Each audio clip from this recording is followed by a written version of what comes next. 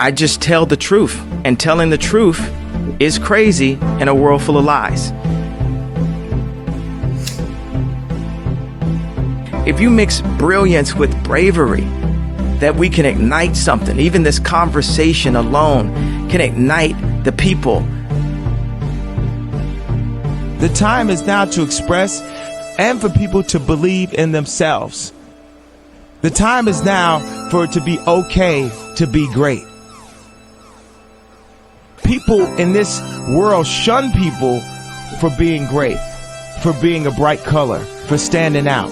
But the time is now to be okay to be the greatest you. Hey guys, what's up? It's your girl Kelly. We are back with another video. If you are new to this channel and you enjoy true crime stories, news, and politics, please go ahead and hit that subscribe button, guys. I would very appreciate if you would join me here on my channel. And if you are not new, returning listener, or subscriber, thank you as always for being a friend, guys. I really do appreciate y'all, and if y'all could interact with the video, it really does help me out. If you give me a like or a comment, turn on the bell, whatever you can do. I thank you so much in advance, guys, and I really do appreciate it. So today we are going to get into one hell of a story. So I don't know, have you guys heard of this gruesome murder that this woman here did on this man out of Green Bay, Wisconsin, guys? Taylor Schabusiness is the name that she is going by. She was just on trial. It was highly publicized for a multitude of different reasons, partly because of the gruesome nature of the crime and because of her demeanor and her behavior in the courtroom itself. So we're going to go over all of it. We're going to go over the crime, and we're going to give a little bit of background stories, look at some body cam footage, and then get into the trial. And there's a lot here, guys. So I thought about breaking this up into like multiple different videos, but I didn't really feel like if I had the capacity to do that. I mean, this story is very heavy. This is a very disgusting and despicable crime that this woman did, and it was just a lot to look into. So I figured I would try to condense it as much as I can into just one video. So just to warn you ahead of time, this is going to be a highly graphic case. The scene and the actions that I'm going to describe, and in some cases show you crime scene photos of, are going to be very hard to look at, listen to, all of the sorts. So just warning you ahead of time, if you're not into that sort of thing, you might not want to watch this particular video. But just in any case, let's get onto it, guys. So the victim in this case, who was Shad Arthurian, he was 24 when he was killed. Obviously this is his obituary, so it says, you know, he passed away unexpectedly, but that's putting it mildly, I would say. Chad enjoyed camping, games, and spending time with his family. He was also a very kind and compassionate person who often thought of others before himself. He was a talented artist and also enjoyed wood carving. This is the person's life who Taylor decided to end on that fateful night in Green Bay, Wisconsin, after a drug-fueled night of partying and kinky types of sex. Okay, so let's get into some of the details, guys. And again, warning, this is going to be graphic. Okay. In the early morning hours of February 23rd, 2022, an officer was dispatched to a residence in the city of Green Bay, Wisconsin, for a report of a severed head being found in a bucket in the basement. The detective met with the victim's mother, identified only as TP in the criminal complaint. She said that she saw her son alive on February 21st, 2022, when Taylor picked him up. According to the complaint, Pakanik's boyfriend had seen the pair return and go into the basement on Friday, February 22nd, 2022, and the mother heard a storm door slam in the early morning hours of February 23rd. That's when she noticed a bucket next to the bottom of the stairs and discovered the head of the victim, the complaint said. The officer confirmed there was a head in the plastic bucket on the floor at the bottom of the basement stairs, covered with a towel, according to the complaints. Police found Therian's legs in a crock pot in a van that Taylor had driven. Authorities believe that Taylor strangled Therian and then had sex with his body, according to the complaints. The basement was strewn with bags and a tote containing other body parts. The mother of Shad, Packenick, testified during the trial, describing how she found her son's head in the bucket. Her boyfriend, Steve Hendricks, also testified about calling 911. She described how she woke up when she heard a door slam and went to check on her son. When she didn't find him, she noticed the bucket and lifted the towel off to discover his head. I figured Shad was sleeping, she told jurors. I wanted to go back to sleep. I went to go back upstairs, but there was a bucket there, and that's where I found Shad. I lived in officer at 829 Stony Brook. Girlfriend just woke me up to swear that she found her severed head of her son in a basement. So that was the 911 call made by the boyfriend of Shad's mother after finding this gruesome discovery in this bucket. And I'm sure they were in utter shock, especially his mother, and I can't imagine what she must go through after having to have discovered what she did in her own home on that fateful night. So let's look at the body cam footage of the officers arriving on scene there after that 911 phone call.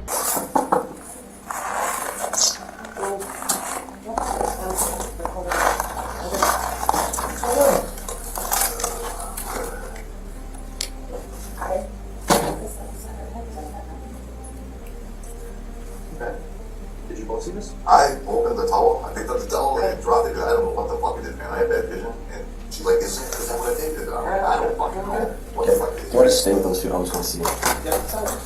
Where's that? Oh, right there. Look Look right there. The bucket was taller. Oh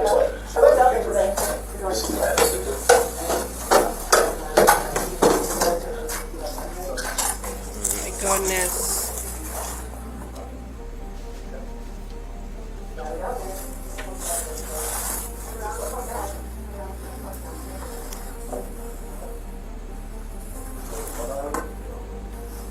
It is.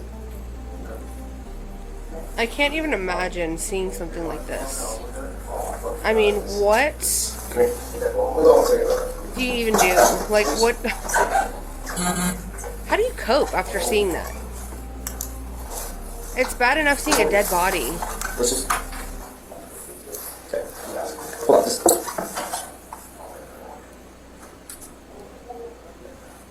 That's what right. That's what about.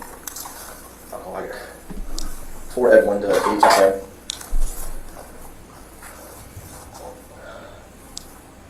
I know you're busy over there, but this is actually what it's going to be. It's not going to be a 961 thing or a 96 thing, so we're going to get more unity. Just right there by the stairs. And this chick just left this head in this bucket and peaced out. That's the day it's supposed to be.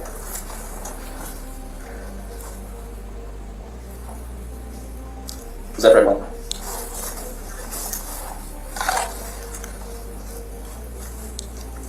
No for now. Oh my god, look at the pillow. Oh my god.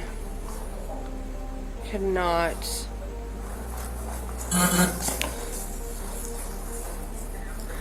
This chick, oh my god, she's so If we can get more demonic unity sooner rather than looking. later, that'd be appreciated. We got quite a bit of blood down here.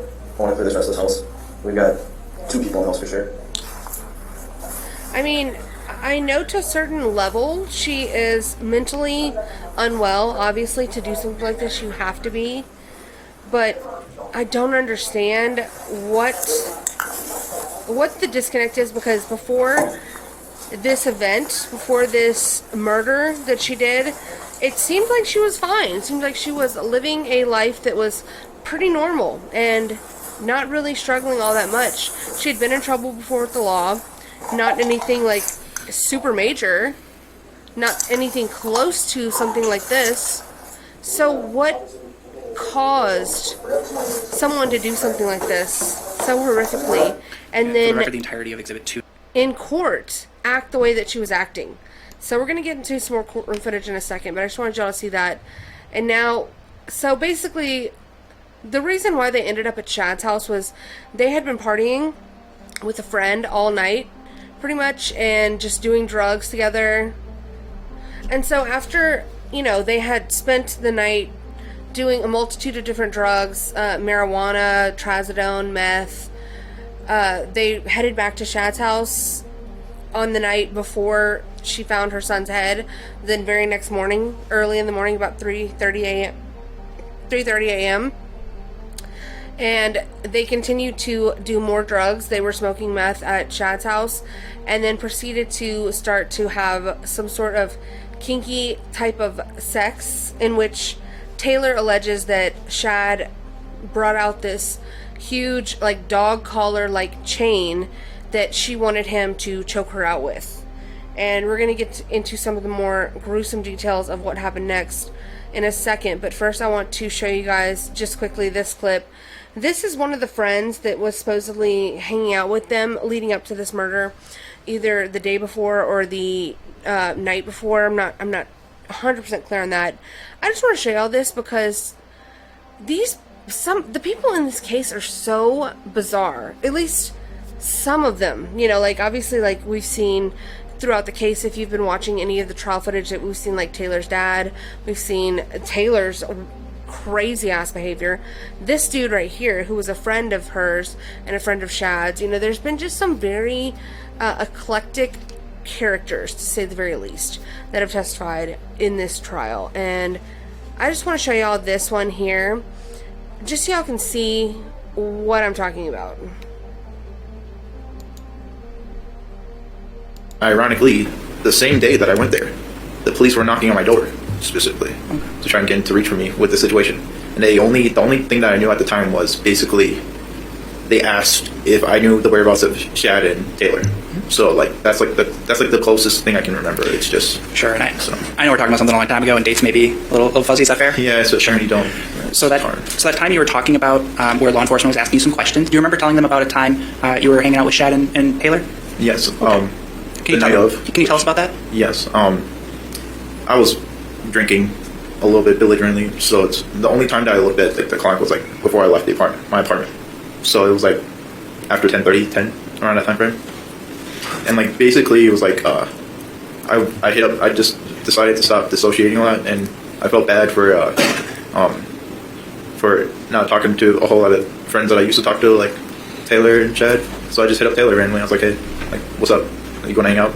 And then basically I went over to the apartments, and when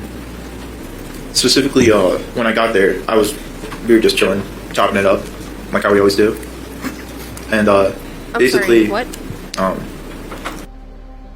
So this was a pretty incredible moment to see someone behave and react like this at their murder trial. So first of all, the friend who is describing the night that they all hung out together and uses the term chopping it up, which is slang for like hanging out or, you know, just chilling together or whatever you want to say, that it applies. But I think that if I had any sort of common sense or any sort of discretion or, like, you know, just I don't know, sense of decency, I don't think I would have used the term chopping it up, knowing what we know now about what Taylor actually did and the horrific nature of this crime.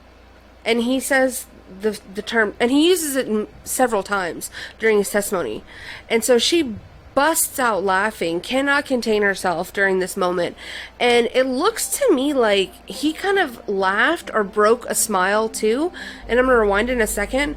But I don't know, guys, what do y'all think? Does it seem like they're like signaling to each other at this point? Because first of all, who uses that term, knowing what we know about this murder in this case? It seems like either really bad taste and just a complete ignorance, or it was something done deliberately. Because, like I said, he did crack a smile after she busted out laughing, and I want to show you guys that part again. Basically, I went over to the apartments, and when I got there, we were just chilling, chopping it up like how we always do, and basically. It looked like he smiled to me. I don't know. What do y'all think? Taylor was thinking, asking, like, do you want to hang out with Shad? You could tell her attorney just wants to, like, sideswipe her, because what is wrong with you, girl? I mean, I cannot tell if she is just truly sociopathic and has no outward feelings or inward feelings or self-dignity or regard for anybody, or if she's truly psychotic, or what her deal is. I have no idea, but I've never seen anything like it. He was asking me, like, for consent to hang out with Shad, to bring him over, and I was like, yeah.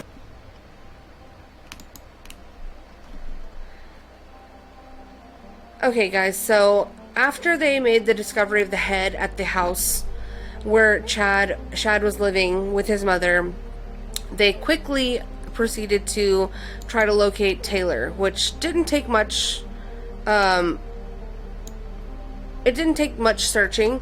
They found her at this apartment where she was staying.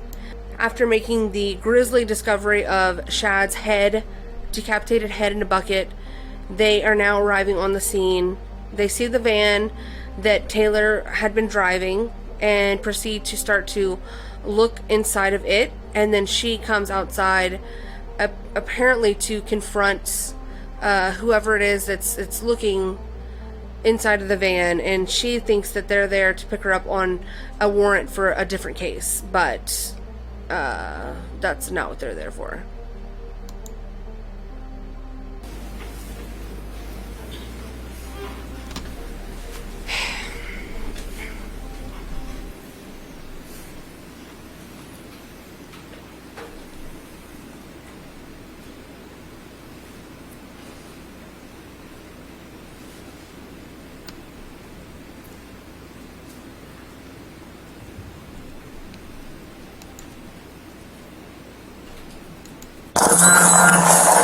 Please no body, please no body.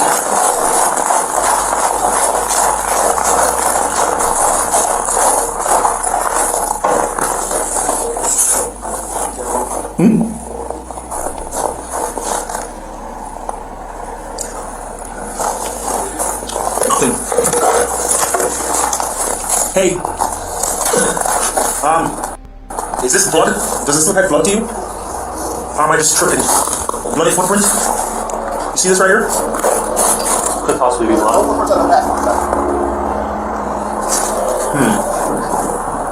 Hey, who did that? Hi, Taylor, how's it going? Officer Russell with the Green Bay Police Car. Just make sure you got nothing on you here. Good, Taylor. Taylor, you have more for your wrist. Just put your hands back, please. You got your hands here, brother. No, on your hands. Okay, yeah, we're gonna have to. What apartment are you in? Do you have an come up? On the double. Which apartment? One is what they came back to.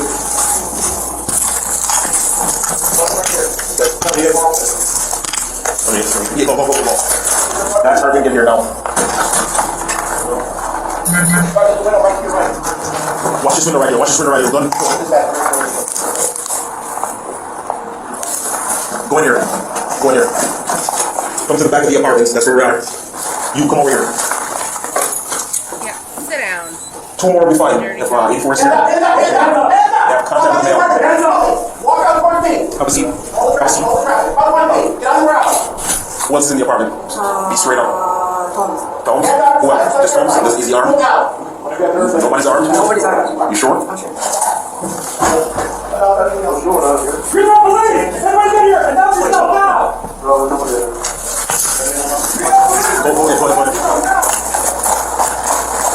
Negative, we gotta go here. So pretty quick apprehension of the suspect in that interaction there, but what follows is truly astonishing, to say the very least. So Taylor's own words, she did give a statement during the interrogation portion of this trial or of this case, and you have to see it to believe it. So here are just some of the outlandish portions of her interrogation footage with investigators during the course of this process of her being questioned about what had happened the night that she killed Shad Therian. So brace yourselves, because this is one psychotic ass hoe, And the things that she describes in the tone and in the mannerisms that she portrays during these statements, it's cold-blooded and calculating, to say the least. Those are probably, there really are no words to describe her demeanor during the time that she is confessing to these crimes. So let's get into some of those moments. The dismemberment process is awful. For the first time, we're hearing gruesome dismemberment details straight from the defendant's mouth as Taylor Schabusiness stands trial for the murder of her ex-boyfriend. I didn't want him to die, actually. He's my buddy, but like it happened. I just didn't stop. I don't know why. I didn't stop. I felt bad because I'm like, damn, he's going to be losing after this. I'm like, I might just kill him. But when did you start, cutting up his body? I don't know, like almost right away. I was sucking and cutting at the same time. 25-year-old Sucking Taylor and Schabusiness cutting now at the same stands time. trial for the murder of My God. 24-year-old Shad Birion, who investigators say she strangled to death in February 2022. Schabusiness faces a first-degree murder charge and 2 additional charges for dismembering Thirion's body and sexually assaulting his corpse after his death. I hate this outfit. Never in my life. For the first time since her arrest, we're hearing from Schabusiness herself about the incident. On day 3 of the trial, jurors were shown multiple interviews from the Green Bay Police Department made after Schabusiness was taken into custody. The defendant described the grisly crime in great detail. When I was dismembering the body, there was, I'm going like this with a knife, so there's blood coming going everywhere, sorry. As Schabusiness explained, it started as what the victim believed would be kinky sex, but quickly took a darker turn. You two being intimate, having sex? It was getting there. It was getting there. Okay. So will this be considered foreplay? Yeah, it was. And then, I don't know. And then, I just didn't stop. I don't know why. I didn't stop. You guys done something like this in the past? Do you use manual strangulation during sex at all? Is Shad like that? A manual strangulation, yes. He likes strangulation? You know what I'm talking about? He does. Yeah. And you do too, or just? Both of us. So what would you, so when's the last time you guys had sex besides potentially sworn? Mainly, but like we didn't get it. Like, I'm sorry, but we didn't get it. Okay, so you didn't, alright, but when's the last time you did do it? I played with him after. I don't know, August. And what would you guys like to do? Is there a certain role playing that you did with Chad? Or was it just some sort of strangulation? How would you guys do your, basically have sex? Like, I just want to be good. So, let me go at it. But does anybody like strangle the other person? I like to know. Alright, so you like being strangled, like having your airway, or do you like doing it to somebody else? I like doing it to somebody else. Does Shad like to be strangled during sex? I think so. Have you done it before? Yeah, he does. He likes it. So when he put the chain on his neck, he thought that you guys are going to have kinky sex, right? You think that's what Chad was thinking, maybe? What were you I'm thinking? sure he wasn't thinking this bitch is about to kill me. I was going to do the same thing. I was going in, and I did. And I went in. But then he was like, choke me. But he didn't really say it, so I'm like, put it on his neck. I already know I'm going to choke him. And I did. Schabusiness explained a dog chain was brought into the mix. She admitted to using the object to strangle Thirion. He likes it. Alright, I'm going to walk him like a dog. and he wanted that? I have no idea what I was going to do with it anyway. There was a ring, and there's 2 rings, and then like you pull the chain from under the ring and then pull it back. Alright, so then a loop at the end of the chain that could go around, kind of like a dog choke collar? Yeah, exactly. Okay, do you think it was a dog choke collar? Could have been. Very much so. Was it that size? It was that size. What size? Was it like a dog chain or a large lock type of chain? You They're know what like I'm this big. And then, and then it has O-ring. saying? So silver chains. And he had 2 of them. And what'd you guys do with them? They put them around her neck. You did. And then what were you doing while they were on the necks? I was strangling. You were strangling him. I was gonna fall down. It was only when Therion began turning purple that Schabusiness knew he was dying. So when did you realize that Chad was not alive anymore? Like, this is the thing that I have, like, I've always had, you know, like, you ever love something so much that you kill it? Like, it happens to me, that's the feeling that I have. Yeah, no, I think that's just you, girl. I don't think many people have this experience of, first of all, you called the man, the human being that you killed, something. You ever love something so much that you just want to kill it? No, that's just you. And he's not something, he was someone. I mean, this doesn't show you the level of depravity inside of this woman's head. And like I said, I don't know if it's just pure mental illness or if she is just evil. But it seems maybe a mixture of both. I'm not sure. Like I said, it's rare that you see people like this. Thank God. This is not a normal occurrence that we see a lot in our society, but this is pretty terrifying. I love something so much that I kill it. Like, I love it so much and then I kill it. That's what happens to me. That's After just Therion was killed, Schabusiness admitted she cuddled with his body and, quote, played with it for 2 to 3 hours. I just play with him like When you said play with him, what do you mean? play with his dick. Like, I put him up over the bed and then, And the fact that she could sit in this room, okay, this is what really this is what really is so astounding to me. This woman could sit here and describe in graphic detail to these two men who I'm assuming she's never met before. You know, these are two strangers to her. And she's just describing these horrific things, these sexual things in nature with like little to no expression or, you know, not even the slightest hint of any sort of cringe on her behalf or any sort of like shame or embarrassment. It's jarring to see someone behave like this. So let's get into some of the trial footage, guys, and it's only going to get worse from here.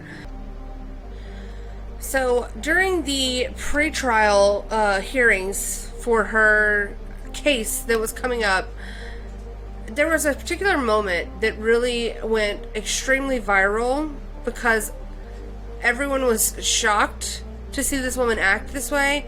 And let's just watch the video. Shocking video shows an accused murderer lash out at her defense attorney as a judge agrees to push back her upcoming trial. You went off on your attorney, Taylor. You went crazy on your attorney. Yeah, it was certainly an attack, and I've been in so many courtrooms and so many cases, and this is the first time I've really seen a defendant physically go after their own attorney. Court video shows Taylor Schabusiness lunge at defense attorney. And it's the way that this prosecutor right here has probably obviously been through some shit, because he did not flinch a muscle when this woman got up and lunged at her attorney. I mean, he was unfazed, unbothered.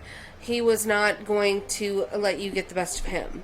I mean, props to you, my guy, because you just had no fucks on that day. Attorney Quinn Jolly before she's restrained by a sheriff's deputy. It happened in Green Bay, Wisconsin on February 14th. Look at this. 25-year-old Schabusiness appeared in Brown County Court for a competency hearing. Schabusiness, who is accused of murdering and dismembering her lover, 24-year-old Shad Therion, last year, was set to go to trial next month. But at the competency hearing, her attorney asked Judge Thomas Walsh for 2 more weeks, hoping a defense expert could testify about Schabusiness's mental status. When the judge ruled Schabusiness's trial could be pushed back to May, she physically attacked her attorney. And the judge was basically looking at a future date, and then all of a sudden, that's when she got up and attacked her attorney. Video shows Schabusiness sitting with her hands in her lap before abruptly standing up and attacking her attorney. My. After that, Girl?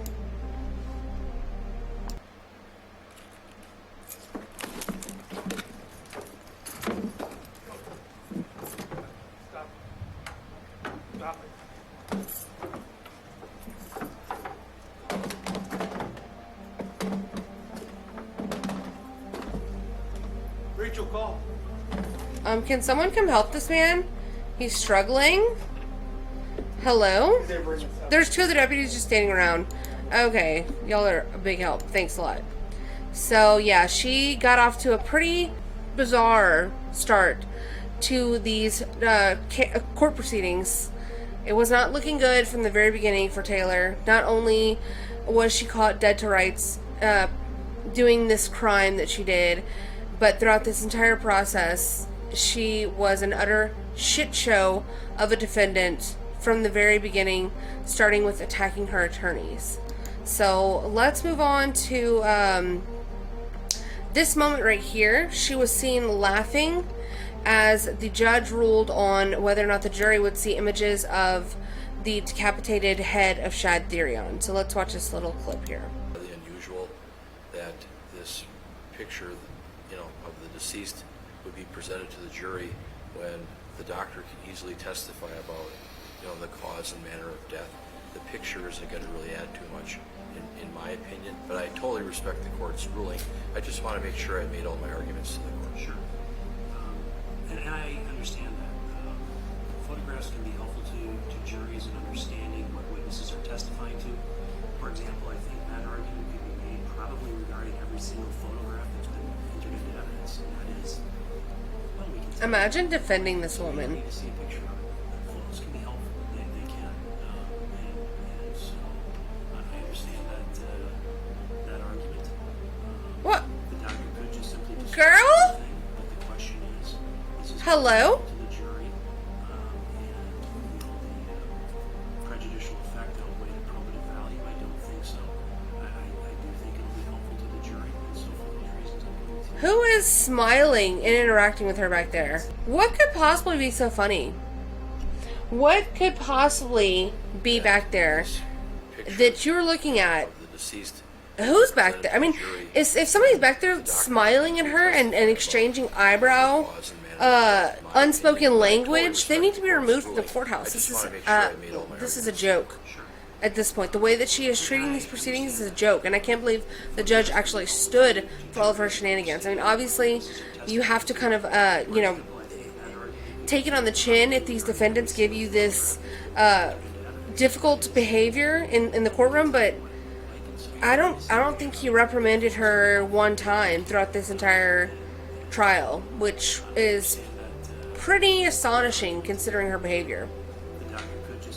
And her visibly laughing out loud multiple times. So, let's get into this here, guys. This was one of the detectives testifying about what he found on the at the scene of the crime, and then we're going to get into his testimony about the different crime scene photos. You went down the basement when you got there just to check it out? I did. And did you look at the bucket? I did. When you got down there, were you in the PPE gear? The very first time I got there was not. There's the uniformed officers there that weren't in it. There was some question about whether the body was there and why it had not been found yet. It's a question about how well we looked for it. So we did do a quick look through and then came back up. Yes, without it. When you, Detective Scanlon, when you went down the stairs, did you see a towel over the bucket? By the time I got there, it was already removed and off to the side. Laying on the floor? Yes. You looked in the bucket, obviously? I did. Did you move the contents of the bucket? No. Okay. There were other items in the bucket later on that you found out about, correct? There were. What other items were in the bucket?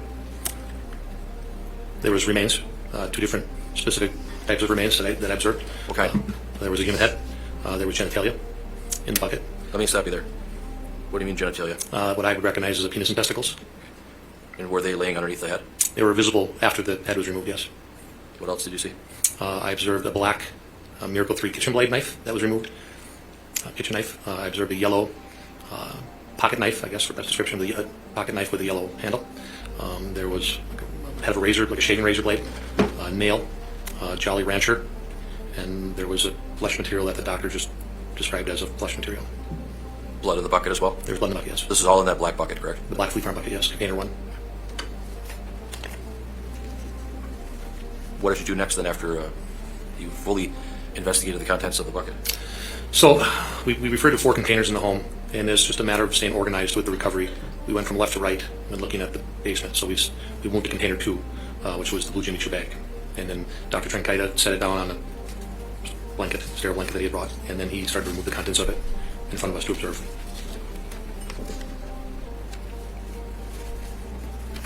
Fair to say that all of you were going through this together as far as looking around and investigating certain things? Yes, we're all together at this time, yes. And in the meantime, was Taylor Schabusiness over at the police department with Detective Groff and Detective Kempf? She was. And were you communicating with Detective Kempf by phone? I don't remember which one I spoke to. I was getting phone contact from one of the two of them. So information was going back between officers, correct? Yes. And the focus of your investigation was the basement of Stony Brook, is that fair? The basement, and then, as we found the knives, I went upstairs and tried to identify whether or not those knives had come from the kitchen. So I did travel back upstairs to take a look at the knife block, and then I looked in the drawers to see if they had similar knives to the Miracle, the black handle knife in the bucket. So I did go upstairs to look at that. How many? There were 2 knives in the bucket? There was 2 knives in the bucket, the black handled kitchen knife. So I think it was a Miracle Blade 3 was the stamp, and then there was a yellow like a pocket knife, the yellow handled pocket knife. And when you went upstairs, you didn't see any other yellow handled pocket knives, correct? No, I've seen other Miracle Blade 3 knives. There was one on the butter dish, and there was similar knives to that in the drawer. But I don't know the source or where the yellow knife was from.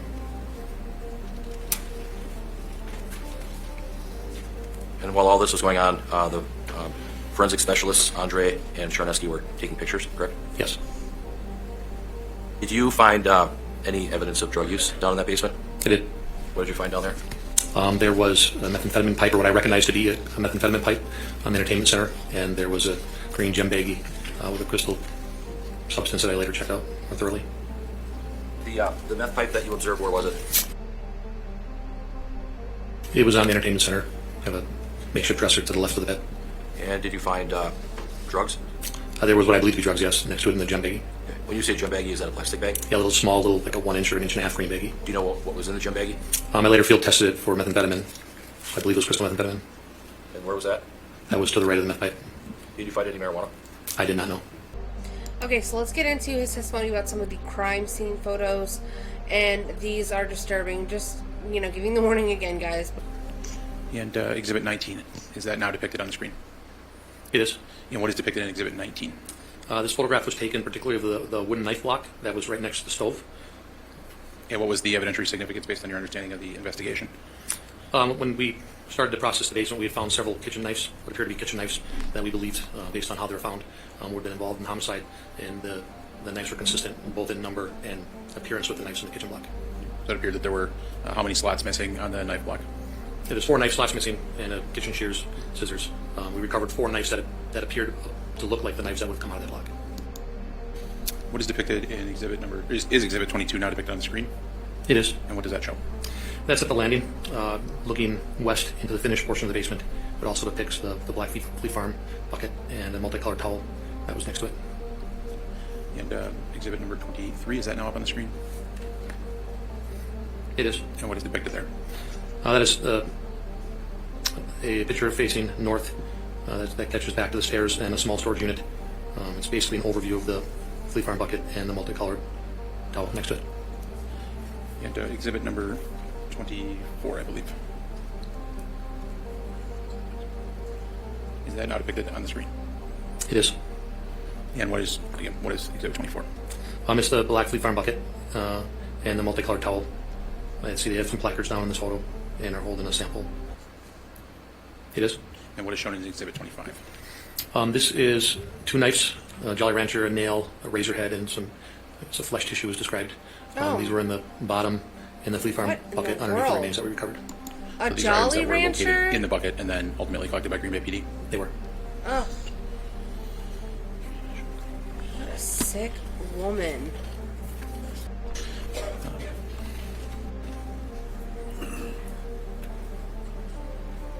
Is Exhibit 26 now depicted on the screen?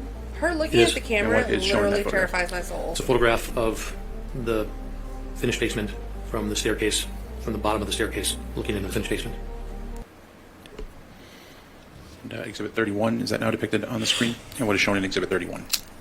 There's a lot of things on here that this photo captured. It captured container number 2, which is the blue backpack. The container captured some Clorox wipes that we found pertinent to this investigation, along with a shell bottle, which covered a chain. It captured what I recognized to be a methamphetamine pipe, crystal meth pipe, just in front of the Clorox Beach bottle. And then to the right of that is what I would refer to as a gem baby, or I'm sorry, gem baggie, that had a substance in it. 3 now displayed on the screen. It is. And what's depicted in Exhibit 33? This would be the same choker chain presented out on a clean piece of brown paper of this case.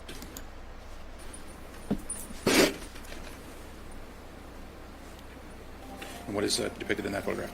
It's a top-down view of the Jimmy Choo bag and the other items on that entertainment center.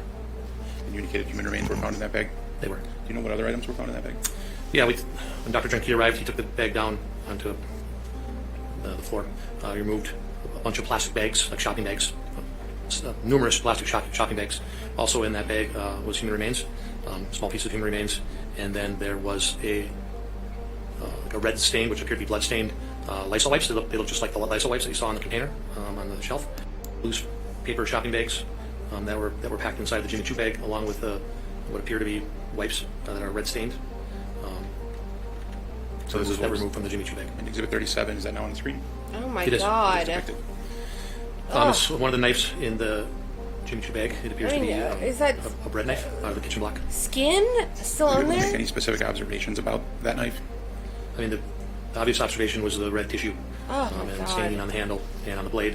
One thing I particularly noticed was for a serrated bread knife that the sharp pointed part of the knife were virtually ground down, dulled, if you will. I mean, this So that is is a knife that despicable. was serrated, is that correct? Yes. And what do you mean by ground down? Unhinged.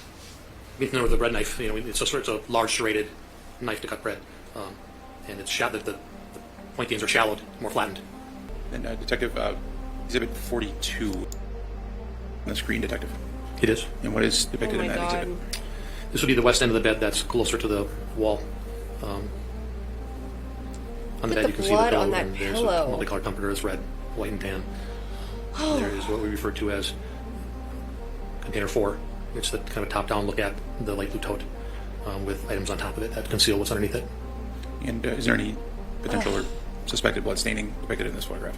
Is there? Yes, under you can I see think we can what all appears to see. be red staining, which appears to be blood. On the left side of the red, white, and I believe it's blue comforter. It's the light blue tote. I had added that if you look to the left of it, there's a brown paper laid on the ground. And the purpose of that was to start to remove the items on top and then place them on the brown piece of paper to later examine, so that we weren't moving them to the floor. Okay. So the items that are on top of the tote, does this photo depict them as they were when you arrived on scene? Yes. And then the item to the left, the brown paper that's placed on the floor, that's something you added? Yeah, I placed that for the purpose of removing those items to the paper covering the floor so we could look at them later.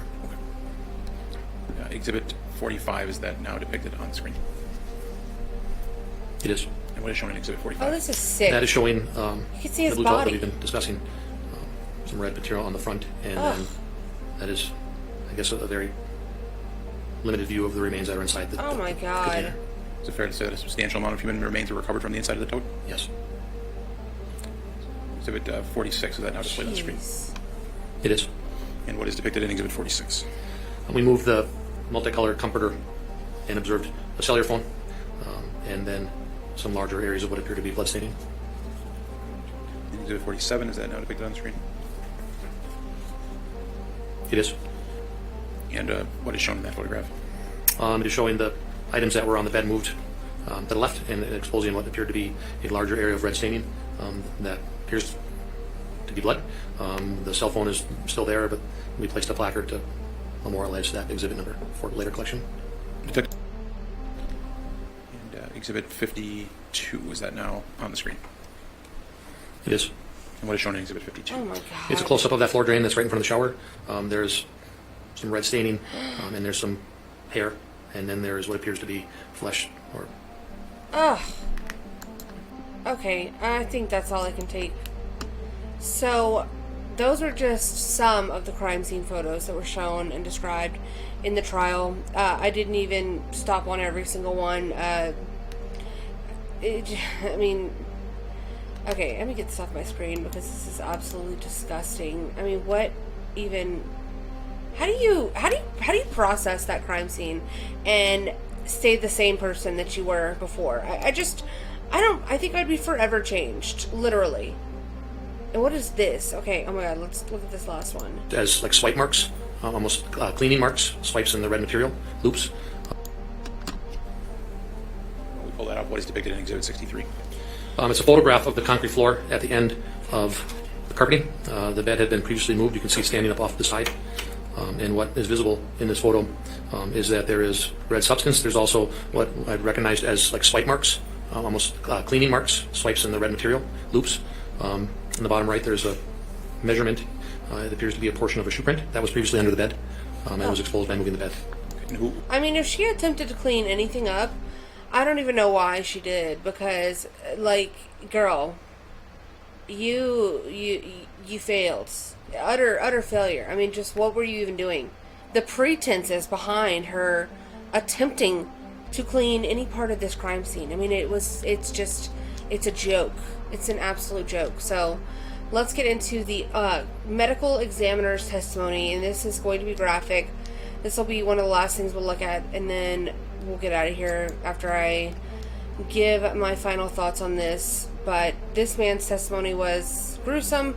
Obviously, he's the one that performed the autopsy. Exhibit 79 is a copy of my autopsy notes and diagrams that I generated on this case. It includes head and neck diagrams, it includes diagrams of the entire body, and diagrams of the skeletal system as well. Dr. Trinkita, is the screen now displaying what would be the first page of Exhibit 79? Yes, it does. And can you note what's of importance from your medical perspective as to these diagrams? Of course. This is the front page of what's referred to as my autopsy notes. And this allows me a front and back view of the body to depict findings. Also, a spot at the top where I can enter the general demographic features, in other words, weight of the body as it's recovered, approximate age, frame, hair color, eye color, what's the state of the postmortem changes, such as rigor mortis or livor mortis.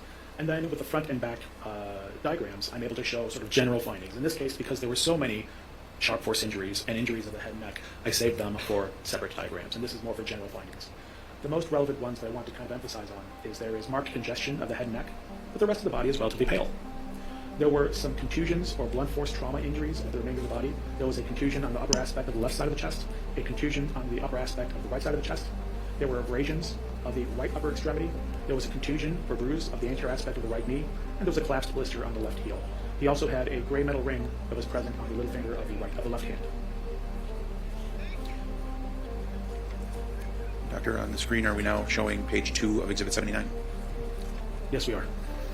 Specifically, I draw your attention to the top right-hand corner of that. There's a depiction or a drawing. What is that?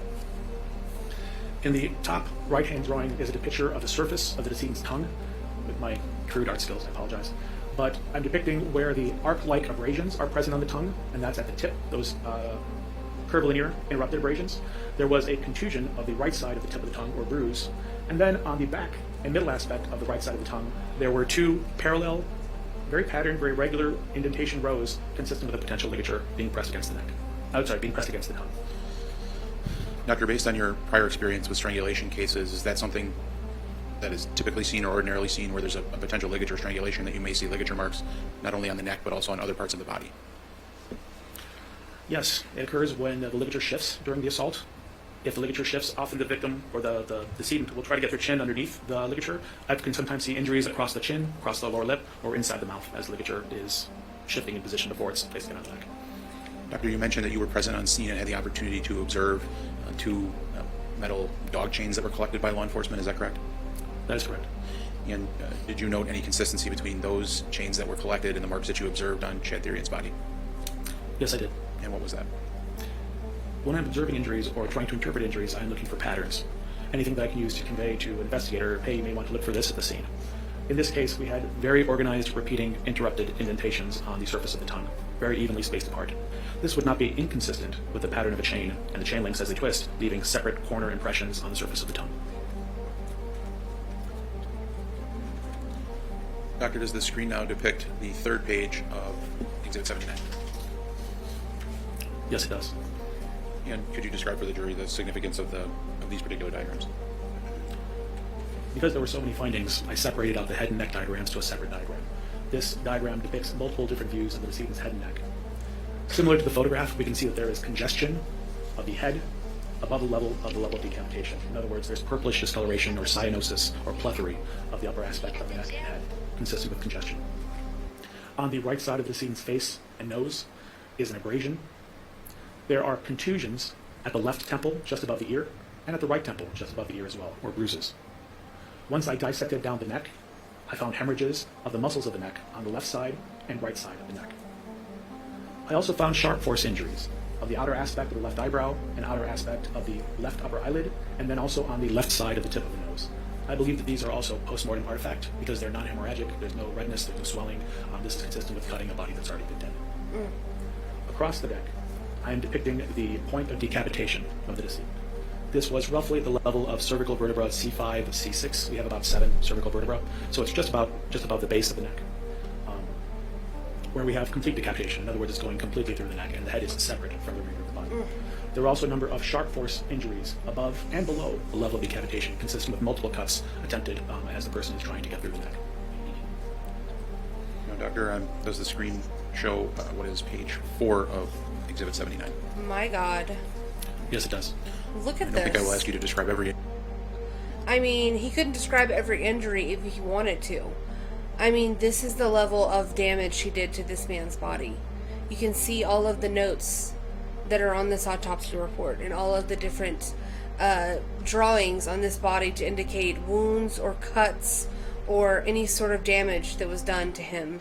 Little small cuts here, what looks like, you know, I mean, just every portion of this man's body was in some way damaged and, I mean, desecrated by this evil witch. Injury that's denoted on this particular diagram is, we would be here a while, but could you describe generally what is depicted in this diagram? Of course. This is a front and back view of the decedent's body, where I'm attempting to show the points of dismemberment, as well as points of sharp force injury that are present. The contusions I've also included here to try to show where they are, where bruises and abrasions, but for the most part I want to focus on the sharp force trauma. In particular in this case, we have the head has been decapitated at the level of the lower neck. The back has been largely flayed and defleshed. In other words, the skin of the back has been removed. Also, the muscles of the back have been removed so that we have exposed rib cage and spine. The torso, so extending from about the neck to the groin, has been bisected or cut in half at the level of the lumbar vertebra, or the vertebra of the lower spine, so that we have access to the inside of the torso, of the pelvis and the upper aspect of the chest and abdomen. We have attempted amputations at the level of the right shoulder and right elbow. We have numerous cuts and stab wounds of the extremities. When we get to the abdomen and thighs, we have areas of skin removal, where flaps of skin have been removed. Where we get to the right thigh, all of the soft tissue has been removed, so we're down to the bone. In other words, all we have is exposed femur, for the length of the femur. When we get to the lower extremities, the left lower extremity has been amputated to the level of the knee. The kneecap or patella was recovered separately. We have another amputation from the knee to the level of the ankle, and the left foot was recovered from within the left chest cavity. Oh my God.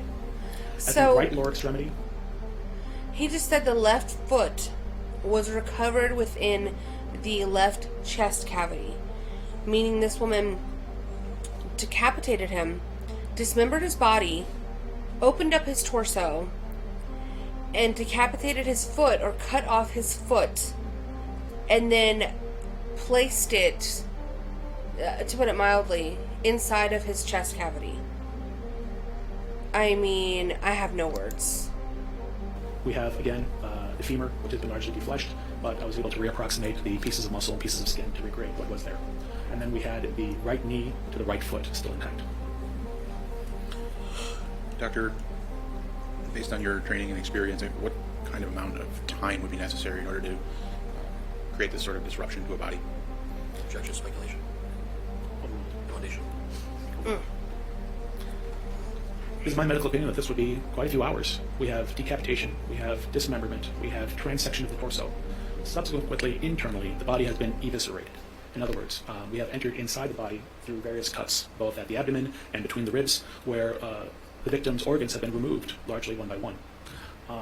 We have castration of the decedent. The decedent has been castrated as well. We have cutting or sawing through chop mark injuries of the bones. It is my medical opinion that this would have taken quite a great deal of time. Oh my God. And by the time they actually Exhibit 79. found the body and began this process of sorting through all of this, it was like it said that the body was essentially bloodless.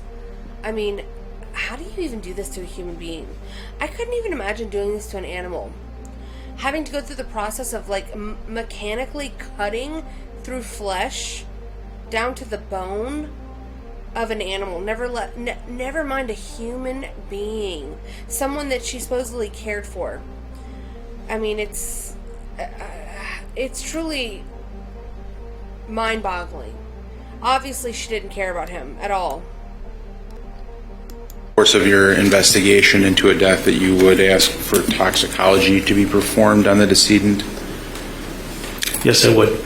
And was that done in this particular case? Yes, it was. What were some of the challenges that you faced with respect to toxicology? The body was in pieces? The largest challenge was the amount of disruption of the vascular system. Oh. This body was essentially bloodless. So what I did is at the scene, I collected a hemorrhagic fluid that was present in one of the containers where the body was kept, with the hope that some of this was blood that was drained from the decedent's remains as they sat within the container. And these were submitted for toxicology. In addition, I saved tissues as well, should there have been a need for that. Based on your training and experience, are there concerns about the accuracy of the toxicology based on how you had to obtain the fluid for toxicology? Yes, there are. And what are those concerns? This was hemorrhagic fluid that was collected from in this case, the bucket, where a portion of the decedent's remains were recovered. Whether this all represents the decedent's blood, somebody else's blood, substances that may have been present in the bucket before the decedent was placed in there, whether the blood is entirely blood or a combination of blood and cerebrospinal fluid and vomit and other fluids, whether there is water present in the bucket as well. So as a result, these findings are noted, but they should be taken in that context and with those caveats. And in terms of the toxicology report, what substances did you note from the fluid that was submitted for toxicological testing? From the fluid that was submitted, we found cocaine. We found cocaine metabolite benzoyl ecgonine. We found methamphetamine. We found amphetamine. We found delta-9 tetrahydrocannabinol, or the active component of marijuana. And I believe we also found nicotine, which is present in most tobacco products. Now, Doctor, you found a number of those substances in the fluid. Are those substances, in your opinion, contributory to Shathirian's death in any way? I do not believe so, no. I mean, I get it. You have to ask those questions. But how asinine? I mean, did those drugs contribute to his death? No, I don't think it was that. I think it was the dismembering. And I think, one of the explanations for why she may have done this was apparently there was an obsession on her part with none other than Jeffrey Dahmer. And one of the detectives on scene who actually obtained her phone and did a forensic audit of it went on to testify in regards to what was found linking this defendant with Jeffrey Dahmer and her obsession with the homosexual killer, serial killer, who dismembered and cannibalized his victims. So, coincidence? I would tend to say no.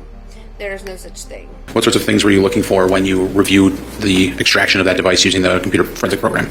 I was looking for search history on the internet. I was looking for photographs. I was looking for phone calls, text messages, messaging application chats, things of that nature.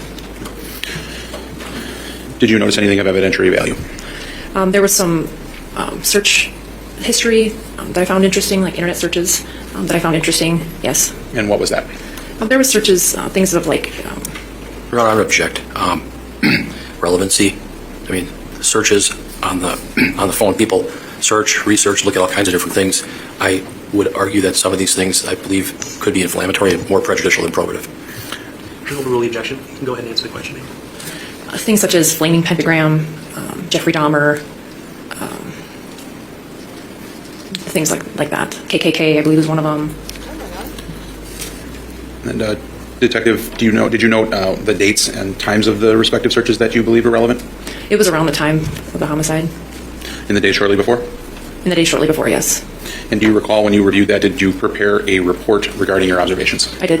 If you were able to review your report, might that refresh your recollection as to the specific searches and the dates and times of those searches? It would. And when you were reviewing the phone itself, the extraction of the phone itself on March 2nd of 2022, did you note any searches related to Jeffrey Dahmer? Yes. Was there one? Was there more than one? How many? 24 total searches, such things like Jeffrey Dahmer, Jeff Boyardee, Jeffrey Dahmer's butt, Jeffrey Dahmer walking in court all sexy. And did you subsequently look for that same type of information when you reviewed the warrant return? Did I hear that right? Hello? Jeffrey Dahmer's butt, Jeffrey Dahmer walking into court all sexy. Okay, yeah, that's what she said. Jeffrey Dahmer's butt and Jeffrey Dahmer walking into court looking all sexy.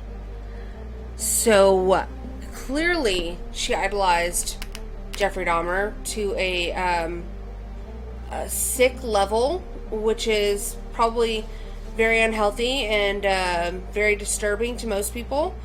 But that wasn't even the only thing that was found that would raise eyebrows in regards to her obsession with Jeffrey Dahmer. I want to show you guys this photo that was also found in her phone, and then we'll wrap it up, guys.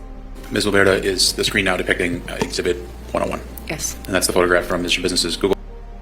I mean, and there you have it, guys. Taylor with a picture of Jeffrey Dahmer on her phone. She laid this right up here next to her face like a goofball and took a selfie as if they are two star-crossed lovers, you know, destined to be together. Well, I don't think you were his type, ma'am, first of all. And that's just the fact of the matter. Unless you're a trans who was once a man, I just don't think he would have been that into you. I mean, what kind of sick ass mind does this person have, y'all?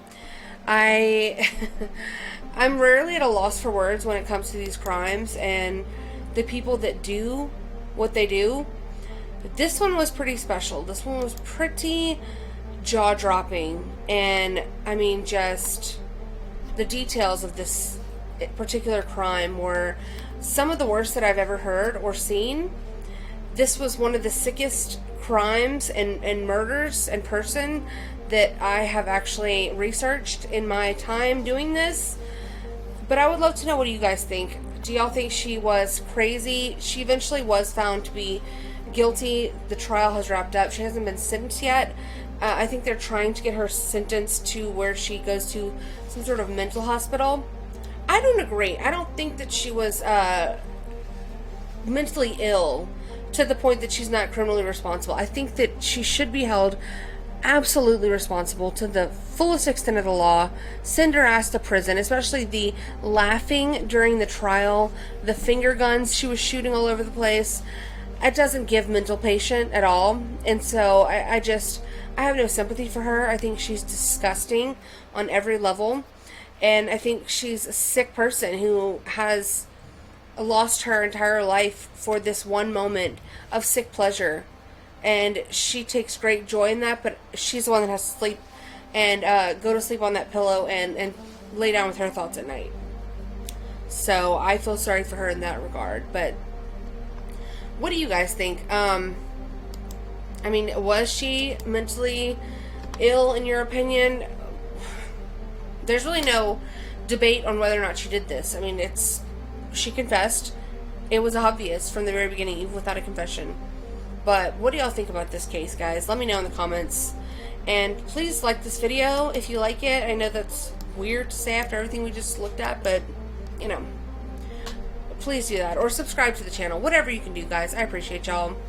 And until next time, y'all stay safe out there. Stay away from any finished basements, okay? With strange women, because, yeah, I don't know about that. But I will see y'all later. Bye. I just tell the truth, and telling the truth is crazy in a world full of lies. If you mix brilliance with bravery, that we can ignite something. Even this conversation alone can ignite the people. The time is now to express and for people to believe in themselves. The time is now for it to be okay to be great. People in this world shun people for being great, for being a bright color, for standing out. But the time is now to be okay to be the greatest you.